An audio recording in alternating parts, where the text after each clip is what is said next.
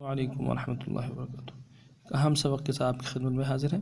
اس سبق میں انشاءاللہ عین، غین اور حمزہ کو پڑھیں گے، پھر ان حروف کو آگے دوسرے حروف کے ساتھ جوڑ کر پڑھیں گے.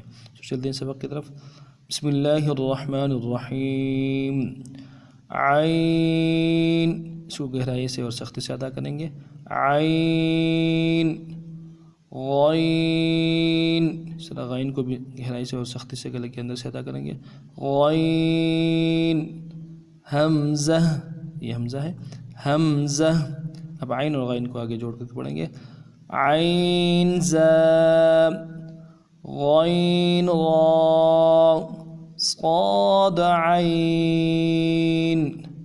ضاد غین، یہ 2 حرفی تھے، اب 3 حرفی ہوگا. با عین دال. تا غین ذال.